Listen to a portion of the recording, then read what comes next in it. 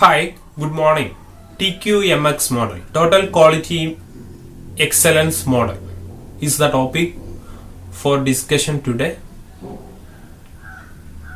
In the previous class, we are discussed total quality management. What is total quality management? What is quality?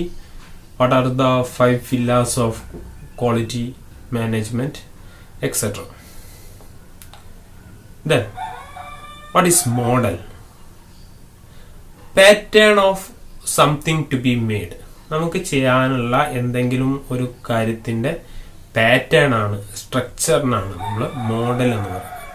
അല്ലെങ്കിൽ അതിന് വേണ്ടിയിട്ടുള്ള ഒരു blue print അല്ലെങ്കിൽ അതിൻ്റെ ഒരു ഡിസൈൻ ആണ് നമ്മൾ മോഡൽ എന്ന് പറയുന്നത്. A model is a sequence of steps arranged logically to get the implementation of process in order to achieve ultimate goal. ഒരു ഗോള് അല്ലെങ്കിൽ ഒരു സംഗതി, ഒരു കാര്യം നേടാൻ വേണ്ടിയിട്ടുള്ള ലോജിക്കലായിട്ട് സെറ്റ് ചെയ്തിട്ടുള്ള കുറച്ച് സ്റ്റെപ്സിനാണ് നമ്മൾ മോഡൽ എന്ന് പറയുന്നത്. അപ്പോൾ മാത്തമെറ്റിക്കലൊക്കെ കുറേ ഇക്വേഷൻസ് ഉണ്ടാവും. മാത്തമെറ്റിക്സിൽ ഉണ്ടാവുന്ന ഇക്വേഷൻസ് ഒക്കെ ഓരോ മോഡലാണ്. ആ ഒരു ഇക്വേഷൻ ഫോളോ ചെയ്തിട്ട് അത് കറക്റ്റായിട്ട് നമ്മൾ ആ ഒരു സ്റ്റെപ്സ് വെച്ചിട്ട് നമ്മൾ വർക്ക് ചെയ്യുകയാണെങ്കിൽ ആ പ്രോബ്ലത്തിന് നമുക്ക് സൊല്യൂഷൻ കിട്ടും, കറക്റ്റായിട്ടുള്ള ആൻസർ കിട്ടും. അതുപോലെ തന്നെ ഒരു ലക്ഷ്യം നേടാൻ അല്ലെങ്കിൽ ഒരു കാര്യം ചെയ്യാൻ പല മാർഗങ്ങളുണ്ട്. അങ്ങനെ സെറ്റ് ചെയ്ത് വെച്ചിട്ടുള്ള സീരീസ് ഓഫ് സ്റ്റെപ്സിനാണ് നമ്മൾ മോഡൽ എന്ന് പറയുന്നത്. The TQMX model advocates an integrated approach for managing quality in order to support the transition to system management. Quality മാനേജ്മെന്റിനെ സിസ്റ്റം മാനേജ്മെന്റിന്റെ ഭാഗമാക്കി മാറ്റുന്ന, അല്ലെങ്കിൽ അതിനെ രണ്ടിനും സിസ്റ്റം മാനേജ്മെന്റിനെ ക്വാളിറ്റി മാനേജ്മെന്റ് ആക്കി മാറ്റുന്ന, അതിനെ രണ്ടിനെ ഇന്റഗ്രേറ്റ് ചെയ്യുന്ന അല്ലെങ്കിൽ ചെയ്യാൻ വേണ്ടിയിട്ടുള്ള മോഡൽസ് ആണ് TQMX മോഡൽ. സ്ഥാപനത്തിൽ നിലവിലുള്ള മാനേജ്മെന്റിനെ എങ്ങനെ ക്വാളിറ്റി മാനേജ്മെന്റും കൂടി ആക്കാം എന്നുള്ളതാണ്, അല്ലെങ്കിൽ ക്വാളിറ്റി ഓറിയന്റഡ് മാനേജ്മെന്റ് ആക്കി മാറ്റാം എന്നുള്ളതാണ്, അല്ലെങ്കിൽ അതിന് സ്വീകരിക്കേണ്ട ചില സീരീസ് ഓഫ് സ്റ്റെപ്സ് ആണ് ഡിഫറെന്റ് മോഡൽസ് ആയിട്ട് ഇതിൽ ഡിസ്കസ് ചെയ്യുന്നത്. TQMX മോഡലില് 5 മോഡൽസ് ആണ് നമുക്ക് പറയാനുള്ളത്. Japanese 5S model, business process re-engineering, quality control circles, quality management system, total protective maintenance. ഇങ്ങനെ 5 മോഡൽസ് ആണ് ഈ ടോട്ടൽ TQMX മോഡലിൽ നമുക്ക് ഡിസ്കസ് ചെയ്യാനുള്ളത്. ഇനി Japanese 5S model. 5S practice is a technique used to establish and maintain quality environment in an organization. ഒരു ഓർഗനൈസേഷനിൽ quality environment കൊണ്ടുവരാനുള്ള കുറച്ച് ടൂൾസ് ആണ് അല്ലെങ്കിൽ ടെക്നിക്സ് ആണ് 5S മോഡൽ കൊണ്ട് ഉദ്ദേശിക്കുന്നത്. 5S model useful not only in improving physical quality but also thinking environment. Physical environment മാത്രമല്ല, തിങ്കിങ് എൻവയോൺമെന്റും ഇംപ്രൂവ് ചെയ്യാൻ ഈ 5S മോഡൽ കൊണ്ട് സാധിക്കും.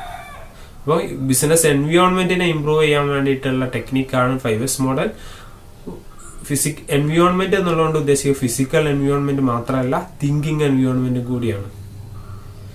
The 5S stands for 5 Japanese words: Seiri, Seiton, Seiso, Seiketsu, Shitsuke.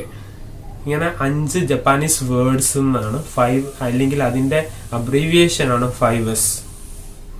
അപ്പം 5S practice ആണ്.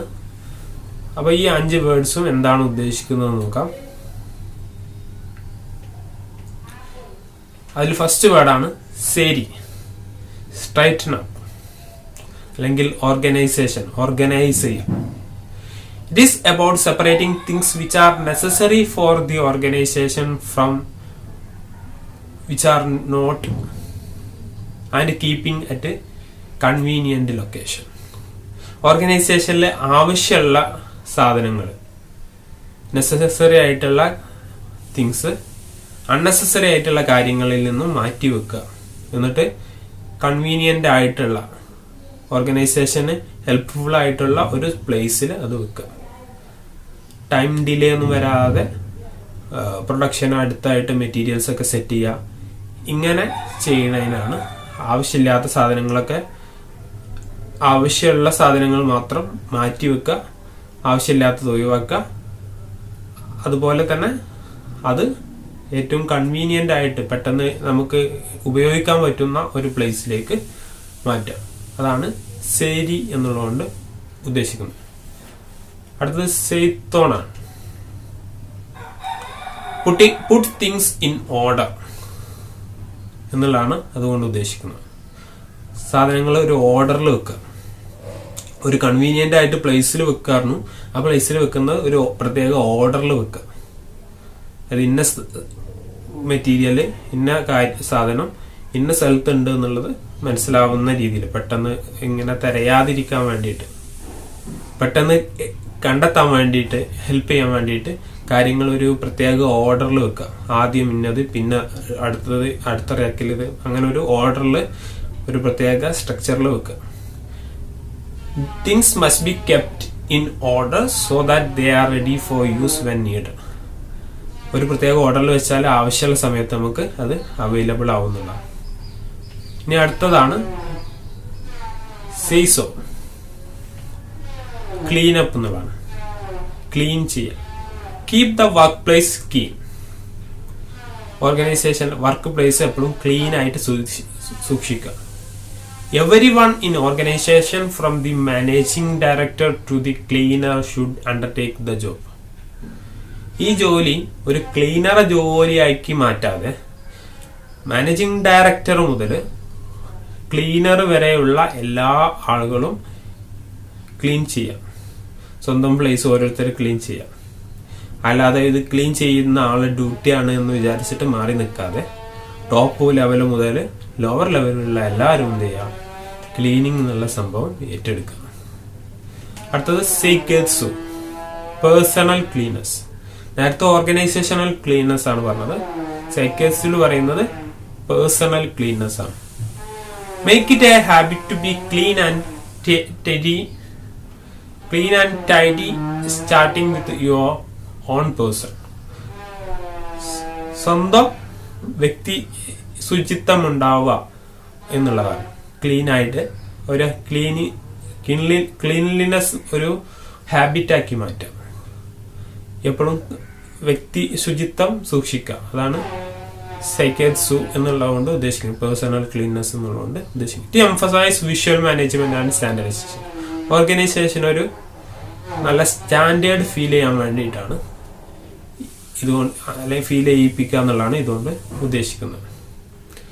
Last വണ്ണാണ് സിറ്റ്സുക്കെ. Discipline എന്നാണ് അതുകൊണ്ട് ഉദ്ദേശിക്കുന്നത്. Discipline means instilling the ability of doing things the way they are supported to be done. അതായത് എങ്ങനെയാണോ ചെയ്യാൻ പറഞ്ഞത് അതുപോലെ ചെയ്യാം. മാക്സിമം കഴിവ് പുറത്തെടുക്കുക. അതാണ് ഡിസിപ്ലിൻ കൊണ്ട് ഉദ്ദേശിക്കുന്നത്. Every one should follow the procedure in the work shop.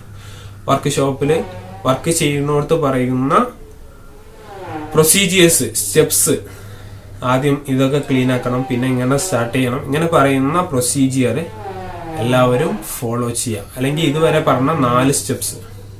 ആദ്യം പറഞ്ഞു സേരി എന്തായിരുന്നു, ഓർഗനൈസേഷൻ എന്നുള്ളതാണ്.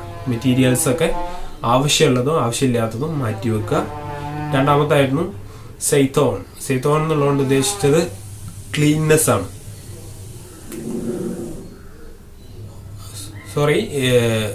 പുട്ട് ഇൻ ഓർഡർ എന്നുള്ളതാണ് സെയ്ത്തോൺ കൊണ്ട് ഉദ്ദേശിച്ചത്. അതായത് കാര്യങ്ങൾ, മെറ്റീരിയൽസ് ഒക്കെ ഒരു ഓർഡറിൽ വെക്കുക. അടുത്തത് മൂന്നാമത്തതാണ് സെയ്സോ കൊണ്ട് ഉദ്ദേശിച്ചത് ക്ലീൻനെസ് ആണ്. ഓർഗനൈസേഷൻ ക്ലീൻ ആയിട്ട് സൂക്ഷിക്കുക. അതേപോലെ അടുത്തതാണ് സെയ്ക്കേത്സു.